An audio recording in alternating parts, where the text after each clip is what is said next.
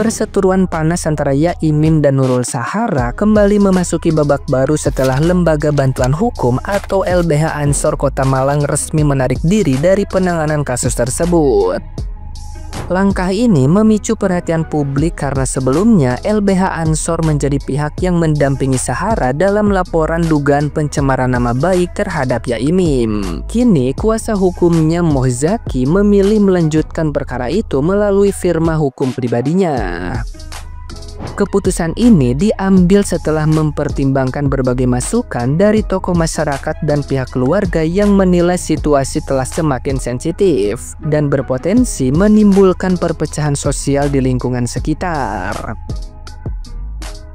Mohzaki menegaskan bahwa langkah mundurnya LBH Ansor bukan bentuk perpecahan internal, melainkan upaya menjaga netralitas di tengah memanasnya opini publik. Ia berharap konflik yang awalnya hanya persoalan antar warga tidak dibesar-besarkan menjadi isu sara atau politik yang dapat mengganggu ketentraman Kota Malang. Dalam pandangannya, kedua belah pihak perlu menahan diri agar polemik ini tidak berlarut dan semakin mencoreng nama baik banyak pihak. Nah, gimana nih menurut netizen yang terhormat? Silahkan berkomentar ya. Wah, sudah menjadi advokat pribadi ternyata. Sudah tidak di LBH lagi nih. Wah, ada apa ya? Blunder lagi. Kan Pak Sofian ada di situ, Pak RW sama orang-orang di situ kan ada semua. Seharusnya pengakarannya juga saya tahu dong siapa yang menghidupkan hati atau yang menyalakan korek hati. Atau jangan-jangan lagi rembuk nih, mau siapa yang diajukan sebagai kandidat pembakar saudara. Kalian nyadar nggak? Saya baru ngeh juga loh teman-teman. Sahara ini kan kemana-mana jarang sama suaminya sekarang. Sedangkan Yaimin kemana-mana didampingi sama istrinya. Kira-kira kemana ya suami Sahara ini? Setelah ketemu Pak Deddy Mulyadi di kediamannya. Dan ada berita baru lagi teman-teman. Kira-kira Sahara ini akan dikeluarkan dari universitasnya jika emang terbukti bersalah. Kalau kalian nggak percaya, nih saya kasih videonya langsung dari dosennya sendiri. Bapak-bapak, Suhara itu kan udah kelewatan banget kan Pak. Nah itu bisa di DO atau nggak dari kampus kita Pak? Oh Suhara? Iya Bapak. Ya sih, sebenarnya Suhara itu kalau dia seperti itu, ya kalau memang nanti sudah masuk ke ranah hukum dan sudah diputuskan dia bersalah, dia udah melanggar kode etik. Kode etik itu kalau nggak salah di butir KG kalau nggak salah ya, bahwa dia udah melakukan tindakan kriminal atau kekerasan, ya yang jelas salah satunya dikeluarkan dari universitas.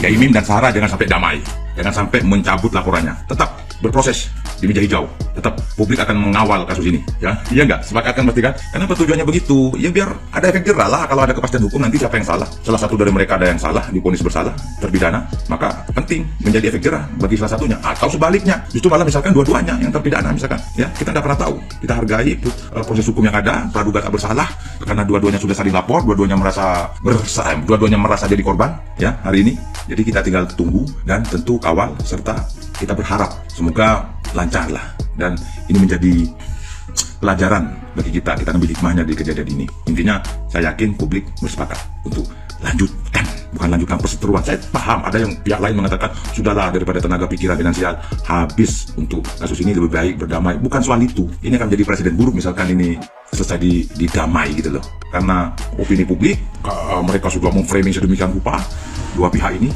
sehingga terus kalau damai bagaimana gitu ya. Saya yakin lebih banyak orang yang pengen ini lanjut sampai ada kepastian hukum di akhir. Betul? Silakan angkat kopinya. Clear. Ada hal yang baru dari perkembangan kasus tersebut. Kuasa hukum dari Nurul Sahara membuka peluang opsi berdamai. Nah, menurut Sobat AN bagaimana?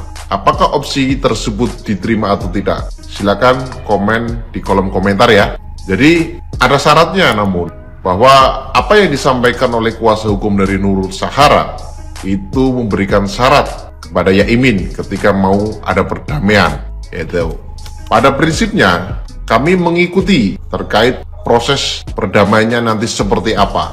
Yang penting ada itikat baik, kata kuasa hukum Nurul Sahara, agar Kota Malang lebih kondusif dan adem ayem.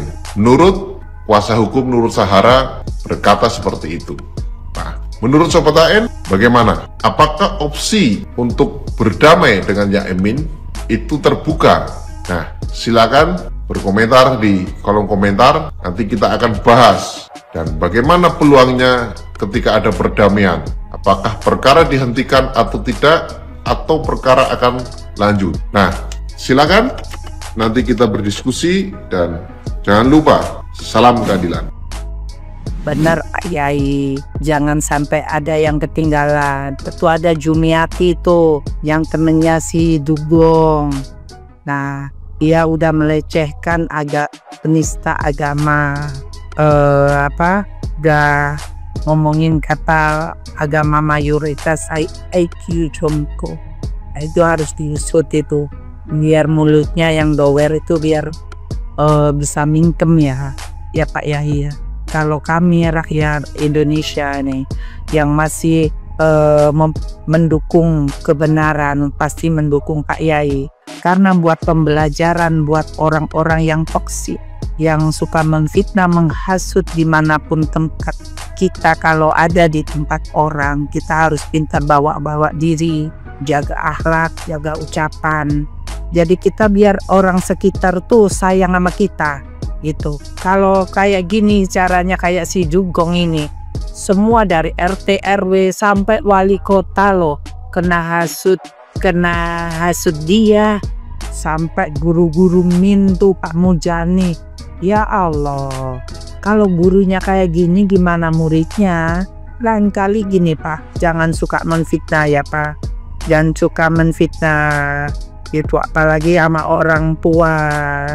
Kayaknya menfitnah orang tua kayak gini, kalau memang ada masalah diomongin baik-baik, gak usah ke medsos sampai rame.